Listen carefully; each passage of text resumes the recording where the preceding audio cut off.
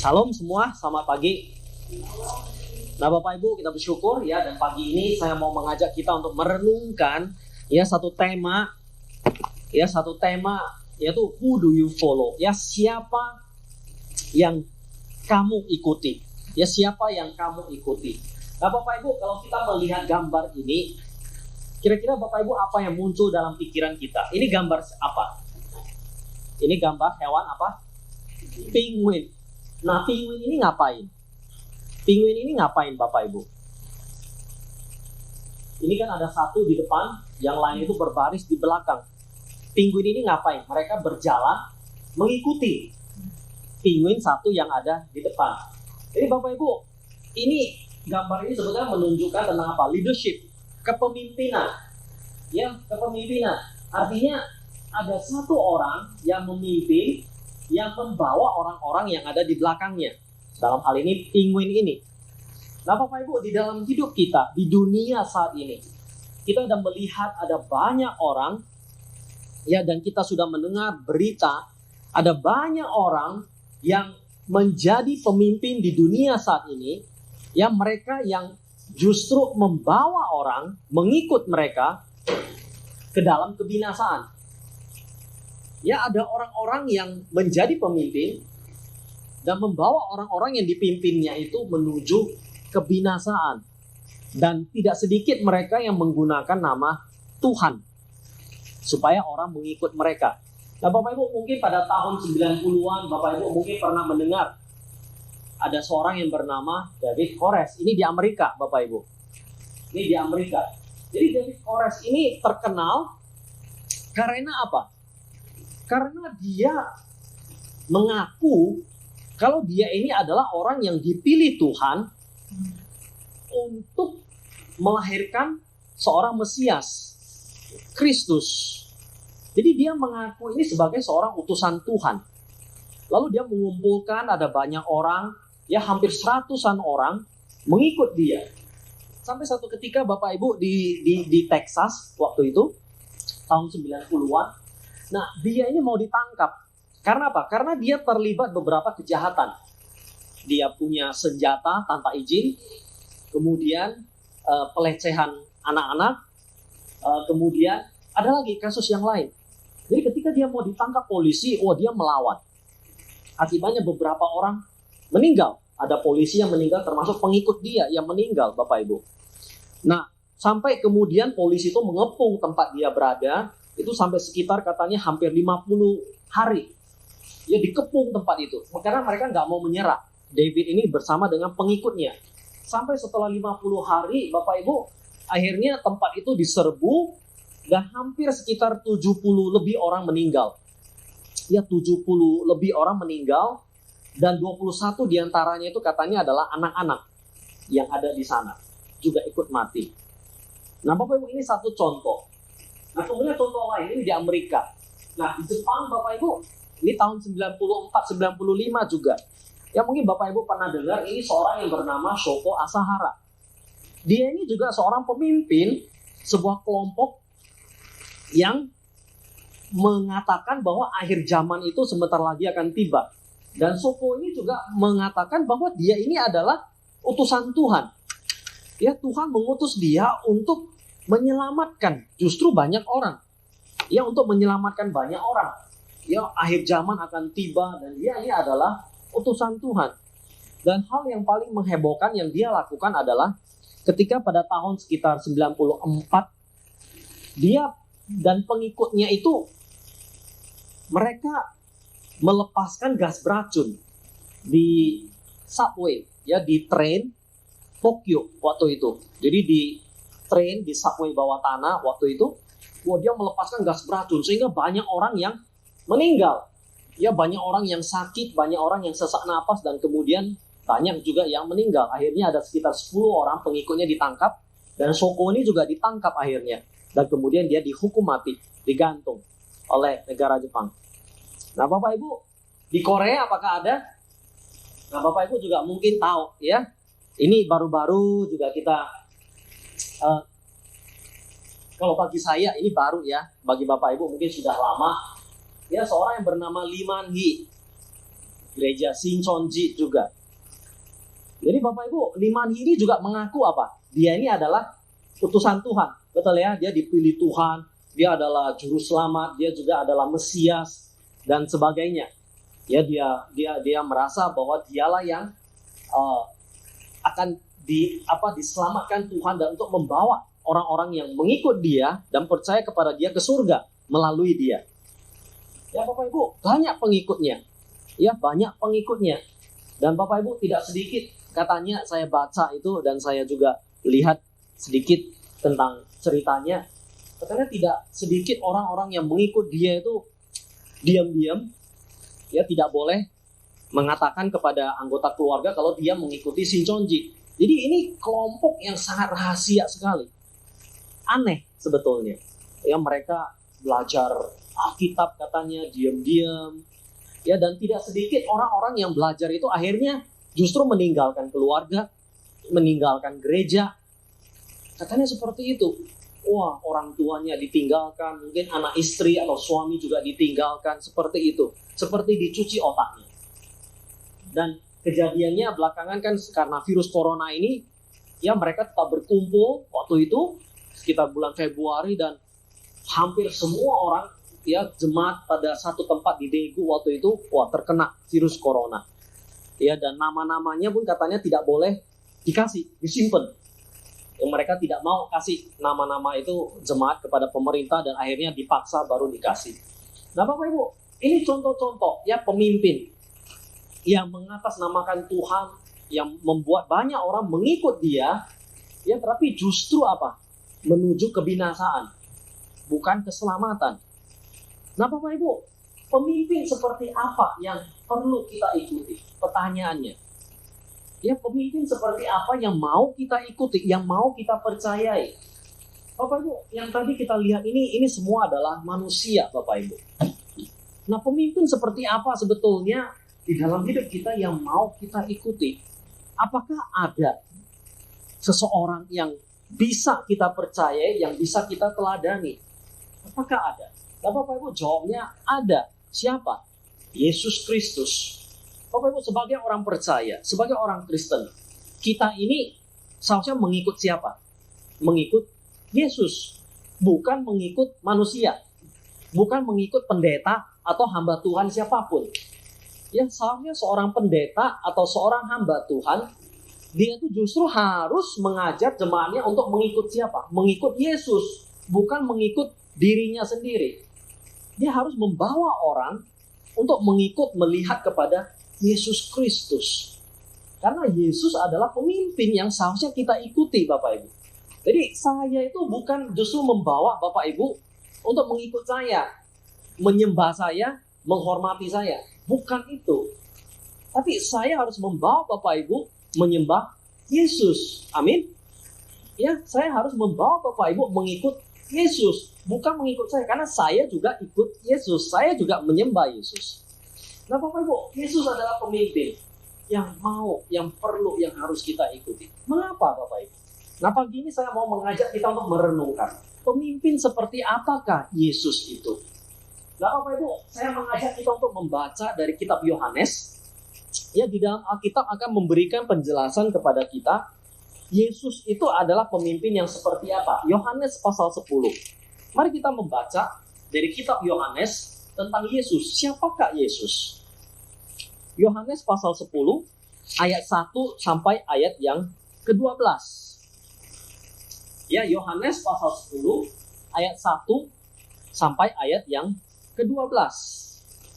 Nah, sudah Bapak Ibu? Ya, saya harap Bapak Ibu bisa membuka Alkitab bersama-sama. Kita akan melihat bagian firman Tuhan ini pada pagi hari ini.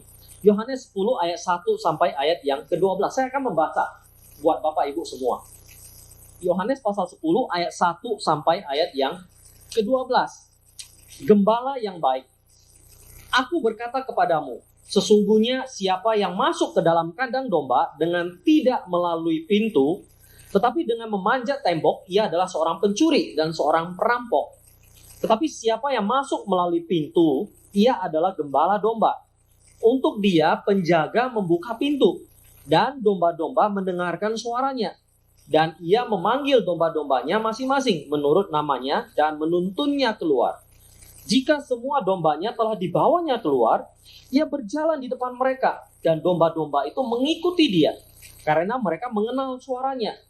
Tetapi seorang asing pasti tidak mereka ikuti, malah mereka lari daripadanya, karena suara orang-orang asing tidak mereka kenal. Itulah yang dikatakan Yesus dalam perumpamaan kepada mereka. Tapi mereka tidak mengerti apa maksudnya. Ia berkata demikian kepada mereka. Maka kata Yesus sekali lagi, "Aku berkata kepadamu, sesungguhnya akulah pintu ke domba-domba itu. Semua orang yang datang sebelum aku adalah pencuri dan perampok, dan domba-domba itu tidak mendengarkan mereka.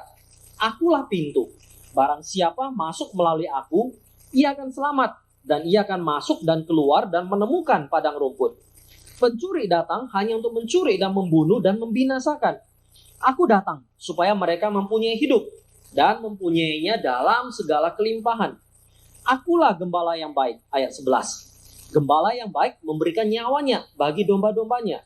Sedangkan seorang upahan yang bukan gembala dan yang bukan pemilik domba-domba itu sendiri, ketika melihat serigala datang, meninggalkan domba-domba itu lalu lari.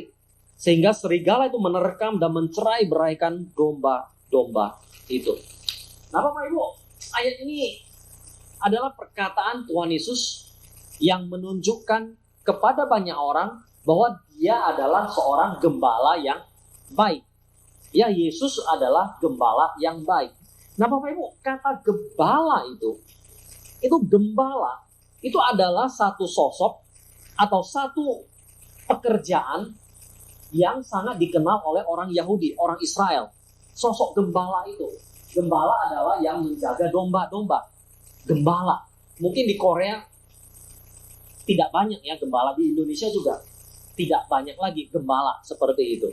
Tapi Bapak Ibu, seorang gembala itu adalah seorang yang dianggap sebagai seorang pemimpin. Ya, karena seorang gembala itu dia menjaga domba-dombanya. Dia membawa dan melindungi domba-dombanya. Nah, Bapak Ibu, kata gembala ini juga sangat dikenal dan dimengerti oleh orang Yahudi. Karena apa? Karena di dalam Perjanjian Lama, seorang gembala, kata gembala itu juga menunjuk kepada Tuhan. Karena Tuhan itu dianggap sebagai gembalanya orang Israel. Jadi orang Israel itu melihat Allah, melihat Tuhan itu seperti seorang gembala. Ya, kalau kita lihat di kitab Bilangan pasal 27, ayat 15-17.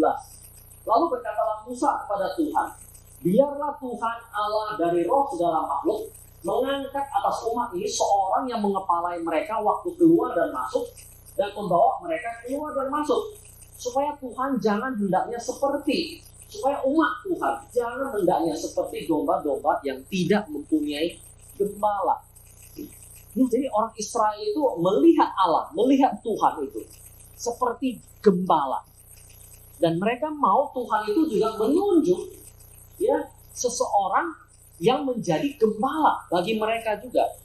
Karena mereka ini adalah domba-dombanya. Jadi Tuhan itu adalah seperti gembala. Kemudian di kitab Yesaya juga sama. Yesaya berkata seperti seorang gembala, ia menggembalakan kawanan ternaknya dan menghimpunkannya dengan tangannya, dan anak-anak domba itu dipangkunya, induk-induk domba itu dituntunnya dengan hati-hati. Ya, jadi kata gembala, sosok seorang gembala itu sangat biasa, sangat normal dan dikenal oleh orang-orang Israel, Yahudi pada saat itu. Dan Yesus berkata apa? Aku ini adalah seorang gembala yang baik. Ya, seorang gembala yang baik. Jadi Yesus ketika dia mengatakan dia gembala yang baik, Yesus itu mau membandingkan dirinya itu dengan siapa? Yesus mau membandingkan dirinya itu dengan ada banyak orang pada saat itu yang mengaku bahwa mereka ini adalah Mesias. Orang-orang Israel pada saat itu sedang menantikan seorang Mesias, seorang pemimpin yang akan menolong mereka lepas dari penjajahan orang Romawi. Dan ada banyak orang yang muncul pada saat itu, pada zaman Tuhan Yesus, yang mereka mengaku mereka adalah penyelamat Israel. Ada yang bernama Simon Bar-Kokhba, ya, Teudas, dan yang lain-lain juga. Yang mereka mau membawa orang Israel keluar dari penjajahan orang Romawi. Dan Yesus juga mau membandingkan dirinya dengan orang-orang Farisi, ya, tokoh-tokoh agama, ahli Alkitab, yang mereka merasa bahwa mereka begitu rohani, ya mereka lah yang akan menjadi pimpinan ataupun panutan, teladan dari orang-orang Israel dan Yahudi sebagai gembala mereka. Tapi Yesus bilang apa? Saya adalah gembala yang baik. Berarti ada gembala yang tidak baik. Nah ini, jadi gembala yang baik itu seperti apa? Yesus mengatakan, gembala yang baik itu adalah yang seperti ini. Yang ini itu siapa? Saya. Yesus bilang, adalah saya. Memangnya ya, gembala yang baik itu melakukan apa? Nah Bapak Ibu, di kitab Yohanes pasal 10 ini kita akan melihat beberapa hal. Apa yang Yesus lakukan sebagai seorang gembala yang baik? Ya, sebagai seorang gembala yang baik, apa yang Yesus lakukan? Yang pertama, Yesus melindungi dan menyelamatkan domba-dombanya. Ya, sebagai gembala yang baik, Yesus melindungi dan menyelamatkan domba-dombanya. Nah Bapak Ibu, tadi kita baca di ayat 1 sampai ke 3 dan ayat 7 sampai ke 10. Seorang gembala itu Bapak Ibu tugasnya apa? Dia bukan hanya menjaga, melindungi domba-dombanya. Seorang gembala yang baik itu juga apa? Memberi makan. Dia juga membawa domba-dombanya itu cari makan. Nah itu, tugas gembala itu sebetulnya banyak sekali. Ya Bapak Ibu kalau yang punya peliharaan di rumah, entah kucing atau punya anjing, ya tugas kita kalau kita punya hewan peliharaan kan rawat mereka, menjaga mereka. Itu mungkin kalau cuma satu ekor kucing atau satu ekor anjing, kita rawat, kita jaga. Tapi domba itu kan bukan cuma satu, domba itu banyak, ya satu kawanan, satu kumpulan. Jadi seorang gembala itu tugasnya adalah dia membawa domba-domba ini untuk cari makan.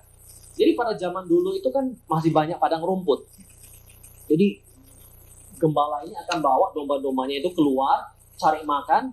Nah biasanya mereka keluar itu bisa sampai malam, dia bisa sampai tengah malam. Dan akhirnya apa yang mereka lakukan? Mereka akan beristirahat di luar. Ya, nah jadi karena mereka nggak sempat kembali ke tempat mereka, ya karena mungkin tempatnya kejauhan. Nah jadi biasanya para gembala itu mereka akan membawa dombanya itu entah masuk ke dalam gua atau gembala itu akan membangun sebuah semacam pagar itu, benteng yang kecil. Tujuannya apa? Ya untuk melindungi domba-domba itu dari hewan-hewan buas. Ya karena mungkin ada serigala atau harimau yang akan memakan domba-domba itu. Atau bisa jadi juga ada perampok-perampok yang akan mencuri domba-domba ini. Jadi gembala biasanya akan membuat sebuah benteng kecil seperti ini, di mana domba-domba itu ada di dalam, terlindungi. Dan di bawah itu ada sebuah pintu kecil. Dan siapa yang menjaga di situ? Itu ada satu orang, yaitu agak gelap. Itu ada satu orang yang menjaga di pintu itu. Itu siapa? Gembalanya. Ya, dia akan menunggu di pintu, menjaga. Jadi barang siapa yang mau keluar masuk, tentu gembalanya akan tahu. Karena dia ada di situ. Ya, kalau dia bukan seorang gembala, kalau dia pencuri perampok, dia nggak mungkin lewat dari pintu itu. Dia pasti akan lewat dari tembok, ya kan? Dia akan manjat atau pencuri dan perampok. Karena gembalanya menjaga di situ. Nah, jadi Bapak Ibu, makanya tadi di ayat 7 sampai 10 dikatakan apa? Yesus bilang, akulah pintu. Akulah gembala yang baik, akulah pintu. Artinya apa? Dia menjaga keluar masuk. Domba itu mau keluar dan juga keluar dan masuk itu ya harus melalui dia. Karena hanya melalui dialah domba-domba itu akan selamat. Mereka mau cari makan, ya mereka mau cari minum. Domba-domba ini akan dibawa oleh gembala ini melalui dia. Keluar masuknya melalui pintu itu. Karena gembala menjaga pintu itu. Dari pencuri, dari hewan-hewan binatang buas. Jadi barang siapa yang melalui pintu itu, dia akan selamat. Kalau tidak, ya dia tidak akan selamat. Dia nggak bisa dapat makan, nggak bisa dapat minum. Nah itu. Jadi Bapak Ibu, makanya gembala yang baik, itu dia melindungi. Dia menjaga seperti pintu itu. Dan dia juga menyelamatkan mereka, domba-domba itu. Ya supaya apa? Supaya mereka dapat makan, dapat minum. Jadi melalui pintu ini mereka akan keluar. Dan juga melalui pintu itu, mereka akan masuk kembali. Supaya mereka selamat. Karena kalau di luar sana, itu bahaya. Kan begitu. Ibarat kalau kita di dalam rumah kan kita merasa selamat. Karena apa? Karena kita terlindungi di dalam rumah. Kalau kita di luar, bahaya. Ada pencuri, ada perampok, ada penjahat. Kita tidak aman. Sama seperti domba-domba ini. Mereka ada di dalam itu. Dan yang menjaga pintunya itu adalah Yesus. Karena dia adalah gembala yang baik. Jadi Bapak Ibu, inilah gambaran yang Yesus pakai. Seperti seorang gembala itu. Dia pintu. Gembala yang baik itu apa? Melindungi dan menyelamatkan. Ya, melindungi dan menyelamatkan. Nah Bapak Ibu, lalu yang kedua. Nah ini, Efesus 2 ayat 18 berkata, karena oleh dia, kita kedua pihak dalam satu roh beroleh jalan masuk kepada Bapa. Yang melindungi dan menyelamatkan. Artinya keselamatan itu juga secara rohani. Itu melalui Yesus. Karena melalui Yesuslah kita memperoleh jalan masuk kepada Allah, kepada Bapa. Paulus berkata. Kemudian Yohanes 14 ayat 6 juga berkata, akulah jalan dan kebenaran dan hidup. Tidak ada seorang pun yang datang kepada Bapa kalau tidak melalui aku. Ya ibarat seperti pintu itu. Jalan. Yang melalui itulah kita akan datang kepada Bapa. Akulah jalan, akulah kebenaran, dan akulah hidup. Nah ini apa yang Yesus katakan. Nah itu yang pertama, Yesus melindungi dan menyelamatkan. Lalu hal yang kedua Bapak Ibu, apa yang Yesus lakukan sebagai gembala yang baik? Yang kedua adalah Yesus mengenal dan memperhatikan dombanya. Yesus mengenal dan memperhatikan dombanya. Jadi Bapak Ibu tadi di ayat yang ketiga dikatakan, ya ketika domba itu dia membuka pintu, domba-domba itu mendengarkan suaranya. Dan ia memanggil domba-dombanya itu masing-masing menurut namanya dan menuntunnya keluar. Ya, jadi gembala itu dia mengenal domba-dombanya. Dan domba-dombanya juga mengenal gembalanya. Nah ini. Jadi gembala yang baik itu dia mengenal dan dia memperhatikan dombanya. Sehingga ketika dia memanggil dombanya itu, domba-dombanya itu kenal, oh ini suara gembala saya. Sehingga ketika gembalanya bilang, ayo kita keluar misalnya, ayo kita jalan, domba-dombanya ikut. Karena dia kenal, oh ini suara gembala saya, suara orang yang menjaga saya, suara orang yang kasih makan saya setiap hari. Jadi kalau dia panggil apa, dia suruh apa, saya ikuti. Yesus gembala yang baik, dia mengenal dan memperhatikan domba-dombanya. Nah ini, ya. Nah mengenal ini Bapak Ibu pernah satu kali ada satu cerita ini di Australia. Jadi satu kali ada satu orang, dia dituduh mencuri seekor domba. Ya, dia dituduh mencuri seekor domba, lalu dibawalah dia di pengadilan untuk membuktikan. Dan orang ini berkata, tidak. Dia justru berkata bahwa itu adalah dombanya yang hilang beberapa hari yang lalu. Tapi dia justru dituduh mencuri domba itu. Nah lalu untuk membuktikan itu, akhirnya hakim di pengadilan, ya di dalam ruangan pengadilan itu, dibawalah ya orang yang menuduh tersangka ini mencuri, dan kemudian domba itu juga dibawa. Lalu hakim ini berkata kepada orang yang menuduh itu. Lalu dia nyuruh, coba kamu panggil domba itu di dalam ruangan. Panggil domba itu. Nah lalu orang yang menuduh, ya orang yang mencuri ini betul-betul, dia panggil domba itu. Dia panggil. Domba itu menjawab nggak? Bereaksi nggak? Mengikut nggak? Enggak. Justru ketika domba mendengar suaranya, dia jadi ketakutan. Dia dengar entah suara siapa gitu ya. Panggil. Justru dombanya jadi ketakutan. Lalu kemudian orang yang dituduh mencuri itu, dia disuruh keluar. Lalu dari keluar disuruh panggil domba itu dari luar. Lalu orang yang dituduh mencuri, dia dari luar, dia panggil pakai suaranya, ya memanggil domba itu. Lalu kemudian apa yang terjadi dengan domba itu? Dombanya berjalan keluar. Ya karena dia dengar suara, ini suara gembala saya. Lalu domba ini menuju ke pintu, dia mau keluar. Akhirnya ketahuanlah siapa yang gembala yang sesungguhnya siapa? Orang yang di luar itu. Ya, orang yang dituduh mencuri. Nah, Bapak Ibu, saya ada satu video. Ya, ada satu video. Nah, ini video ini menunjukkan kepada kita juga. Ya, seorang gembala yang baik. Dia mengenal dombanya. Dan dombanya juga mengenal suara gembalanya ini. Nah, ini coba. Ya, kita lihat video ini. Ya. Ini suaranya dari laptop, nggak gitu jelas, tapi nggak apa-apa. Ini lihat gambaran. Nah, ini domba-domba. Nah, ini.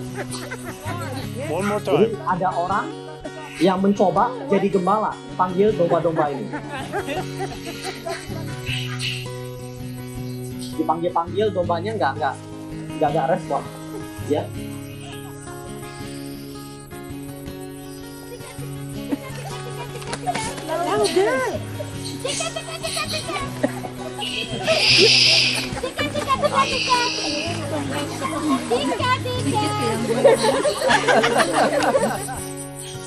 Nah, ya. Ini bukan gembalanya, mereka cuma mau mencoba-coba. Ini juga mau coba lagi.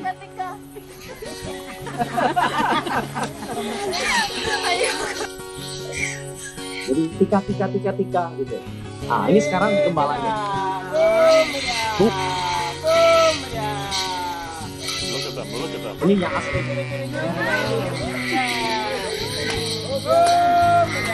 That's amazing. Isn't that amazing? They are coming. Oh my God. Oh my God. That's amazing. Oh my God. This is nice. Oh my God. This is amazing. One more. You scared them. Yeah, Eunice made them go away. Oh my God. Was that cool or what? You will never have the same again.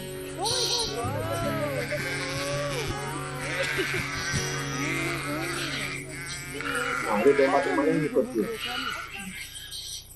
Ya, dia kenal suaranya dan dia tahu siapa gembalanya. Karena apa ya? Karena gembalanya juga mengenal dombanya, sehingga dombanya mengenal gembalanya siapa. Ya, jadi Bapak Ibu, gembala yang baik itu mengenal domba dan memperhatikan dombanya. Ya, kenal suaranya, tahu suaranya. Dan gembala itu memperhatikan dombanya. Bapak Ibu, kenapa domba itu perlu diperhatikan? Kenapa domba perlu gembala?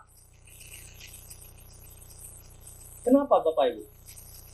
Domba itu hewan yang seperti apa? Lucu? Jinak? Betul ya? Domba itu kan hewan yang lucu, jinak. Ya, gak kelihatan berbahaya. Tapi justru karena itu, domba itu perlu gembala. Karena apa? Karena domba ini, Bapak Ibu, katanya, domba ini tidak bisa mengurus dirinya sendiri. Artinya domba ini gak bisa cari makan sendiri. Dia harus ada orang yang menuntun. Ya, ada seseorang yang membawa mereka untuk cari makan. Jadi kalau dibiarkan gitu saja, mereka ini akan suka-suka jalan kemana-mana untuk cari makan. Jadi kalau sudah ketemu rumput, ya dia di situ aja makan sampai rumputnya habis, ya sudah. Gak tahu lagi mau kemana. Nah itu, gak bisa ngurus diri sendiri. Kemudian domba ini kita lihat. Domba ini gak bisa membela dirinya sendiri. Gak bisa jaga diri. Karena apa? Dia gak punya tanduk, gak punya cakar. Beda ya dengan harimau. Wah, dia kan bisa melawan. Atau hewan-hewan lain yang bisa melindungi diri. Domba-domba ini gak bisa. Mereka ini hewan yang penakut sebetulnya. Jadi katanya sekawanan banyak ini kan ribuan bisa jumlahnya. Itu bisa kabur, bisa kacau balau hanya karena seekor tikus katanya. Ya, jadi kalau ada seekor kelinci atau tikus datang gitu ya, mereka ini bisa langsung lari, ketakutan. Domba ini hewan yang penakut. Kemudian domba ini juga adalah hewan yang tidak punya kemampuan untuk mengenal arah atau tujuan. Jadi kalau misalnya mereka ini pergi ke suatu tempat, sudah pergi mereka nggak bisa balik lagi sendiri. Bapak Ibu juga bisa seperti itu. ya nggak punya kemampuan untuk mengenal arah, tujuan. Jadi kalau domba ini pergi ke satu tempat dan atau tersesat, mereka ini akan tersesat sampai selama-lamanya. Mereka nggak tahu jalan balik. Beda seperti anjing, ya burung atau kucing, ya kan? Kalau seekor anjing yang kita pelihara misalnya, kalau mereka keluar, mereka bisa balik sendiri. Atau kucing atau burung atau kuda. Tapi domba ini nggak bisa katanya. Dia kalau sudah lari, keluar, tersesat, ya sudah, dia akan hilang selama-lamanya. Sampai gembala atau ada orang yang ketemu mereka, bawa mereka balik lagi. Jadi Bapak Ibu, itulah sebabnya domba itu perlu diperhatikan, perlu gembala. Dan Bapak Ibu, ini menunjukkan kepada kita apa? Ya kita ini juga sama seperti domba itu. Artinya apa? Kita ini juga lemah. Manusia kita ini mudah lemah, kita mudah takut, kita mudah khawatir, mudah bingung, betul ya? Apalagi situasi pandemi sekarang ini, wah saya yakin ya banyak kita yang ketakutan, kebingungan, khawatir, aduh sekolah, anak gimana, ya pekerjaan gimana, kesehatan gimana, semuanya serba tidak pasti. Kita mudah takut, kita mudah bingung, ya seperti domba ini. Itu sebabnya Bapak Ibu, ketika kita takut, ketika kita bingung, apa yang kita lakukan? Ya kita susah, kita menderita. Ya kita juga mudah melakukan kesalahan akhirnya. Ya karena ketakutan dan kekhawatiran kita itu. Itu sebabnya Bapak Ibu seperti domba ini. Kita juga butuh gembala. Ya kita butuh gembala.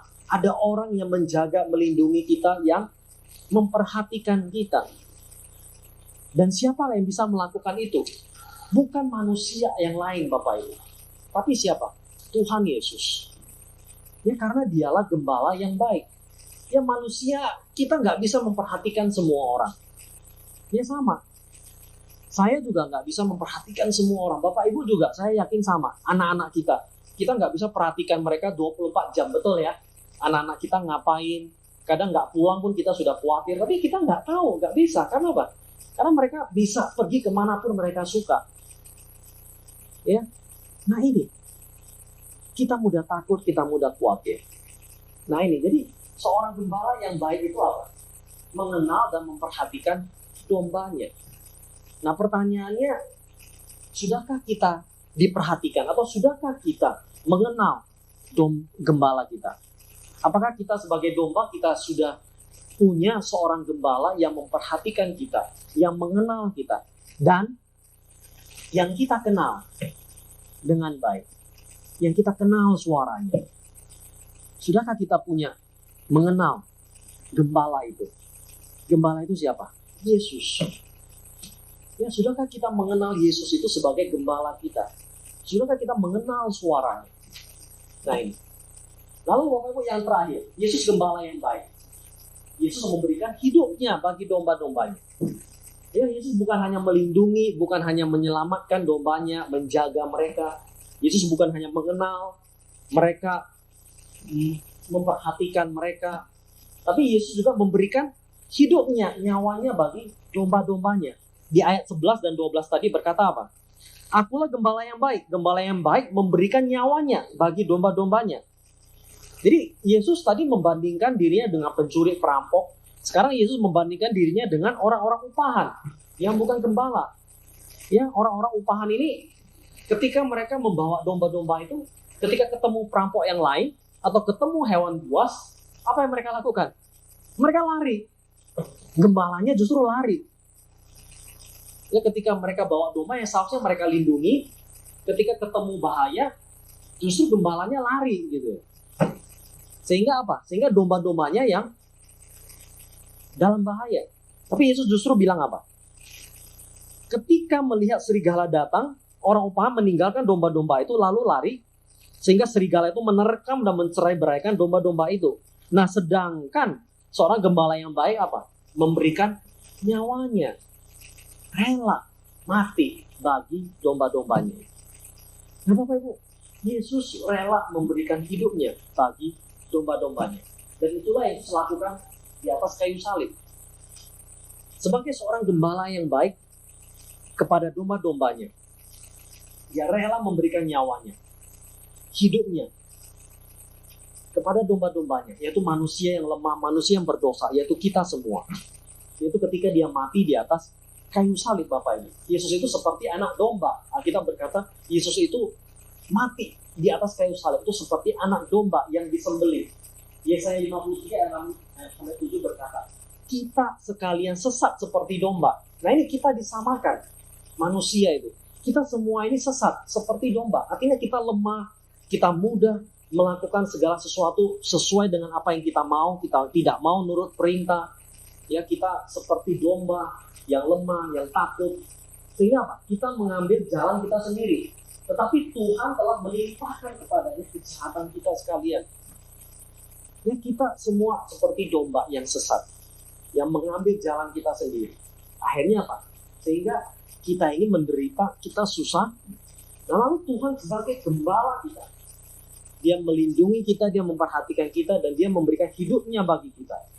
Dan Tuhan melimpahkan kesalahan dan kejahatan kita itu kepada Tuhan Yesus di atas kayu salib. Yesus adalah gembala yang memberikan nyawanya, hidupnya itu bagi kita. Apa Bapak Ibu? Dosa kita. Ya, mengapa Yesus harus mati di atas kayu salib? Nah Bapak Ibu, ini adalah manusia. Ini ada satu jurang yang memisahkan kita dengan Allah. Yang people and God. Dan ada satu jurang yang memisahkan kita. Jurang itu adalah apa? Jurang itu adalah dosa. Sin separate us from God. Kejahatan kita, kesalahan kita, itulah yang membatasi, yang menghalangi kita untuk datang kepada Tuhan. Bapak Ibu, akibat jurang ini, dosa ini, kita ini mengalami apa? Sin brings death and judgment. Karena ada jurang itulah Bapak Ibu, itu yang memisahkan kita dari Allah. Dan karena kita tidak bisa bersama dengan Allah, kita menghadapi yang namanya apa? Kematian dan penghakiman Bapak Ibu. Yes, dosa membawa kematian dan juga penghakiman. Sehingga kalau ini dibiarkan terus-menerus, manusia akan binasa. Kita, manusia yang berdosa, kita akan mengalami kebinasaan. Dan Allah tidak rela melihat kondisi manusia seperti itu terus-menerus. Sehingga apa yang terjadi? 1 Yohanes 5 ayat 11-12 berkata apa? Dan inilah kesaksian itu, Allah telah mengaruniakan hidup yang kekal kepada kita. Dan hidup itu ada di dalam anaknya. Barang siapa memiliki anak, ia memiliki hidup. Barang siapa tidak memiliki anak, ia tidak memiliki hidup. Oleh karena manusia terpisah dari Allah, manusia itu tidak memiliki hidup, tapi apa? Mati. Dan untuk memiliki hidup itu, manusia harus memiliki hidup. Ia memiliki anak, supaya dia memiliki hidup. Anak itu siapa?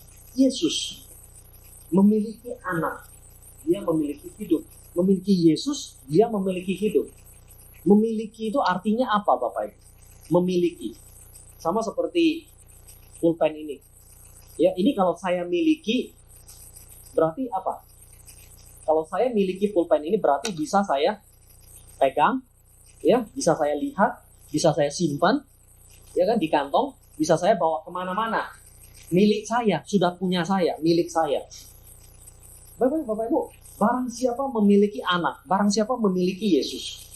Gimana kita memiliki Yesus? Masa Yesus kita masukin kantong, kita bawa kemana-mana, masukin dompet? Apakah seperti itu? Ya, memiliki Yesus itu artinya apa? Artinya kita mengenal Yesus. Ya, artinya kita mengenal Yesus dan kita memiliki Yesus itu di mana? Di dalam hati kita. Sehingga kemanapun kita berada, kita bisa melihat, kita bisa merasakan Yesus itu. Ya, seperti ibarat pulpen ini yang jadi milik kita. Ini kan benda mati, tapi Yesus kan tidak.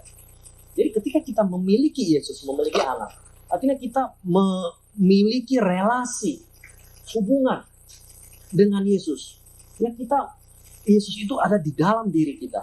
Dan kemanapun kita berada, kita bisa melihat, kita bisa merasakan, ya, kita bisa mengalami Yesus itu. Sama seperti kita melihat dan mengalami pulpen ini. Nah, jadi Bapak Ibu dikasih Tuhan, Yesus mati di kayu salib. Dan salib itulah yang menjadi jembatan, mendamaikan kita. Tadi kan Bapak Ibu lihat, ini kan jurangnya.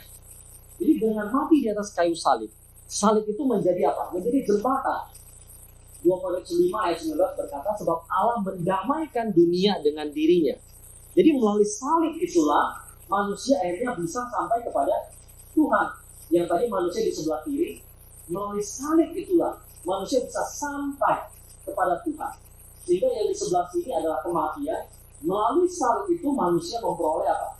Hidup yang kekal, eternal life. Ya, yang di sana tadi itu death, akibat dosa. Tapi melalui salib, melalui Yesus Kristus, manusia datang kepada Allah dan manusia memiliki apa? Eternal life, hidup yang kekal itu. Hidup yang kekal itu artinya apa? Hidup mengenal Allah, hidup bersama dengan Allah, pencipta kita. Jadi Bapak Ibu dikasih Tuhan, Yesus adalah gembala yang baik. Apa yang gembala yang baik itu lakukan? Apa yang Yesus lakukan? Dia melindungi dan menyelamatkan dombanya. Dia mengenal dan memperhatikan dombanya. Dan kemudian dia memberikan hidupnya bagi domba-dombanya. Yesus adalah gembala kita yang baik, Bapak Ibu. Nah, pertanyaannya, sudahkah kita mengenal dia? Ya, sudahkah kita memiliki dia, mengikut dia sebagai pemimpin kita? Atau kita justru mengikut pemimpin yang lain? Kita mengikut David Kores tadi, kita mengikut Shoko Asahara, atau mengikut Limanhi yang tadi, atau yang lain lagi. Ya, di dunia ini Bapak Ibu ada banyak orang yang mengaku sebagai pemimpin, utusan dari Tuhan. Makanya tidak heran ada banyak aliran-aliran, ya, sekte-sekte. Saya yakin tidak hanya di Korea, di Indonesia juga banyak orang yang mengaku, wah saya utusan Tuhan. Dan bahwa banyak orang mengikut dia, tapi justru membawa mereka kepada kebinasaan, bukan keselamatan. Karena apa? Karena mereka bukan gembala yang baik, mereka gembala yang jahat. Ya, ketika ada bahaya, ketika ada kesusahan, apa yang mereka lakukan? Mereka justru lari. Ya, mereka justru mencelakakan para pengikutnya.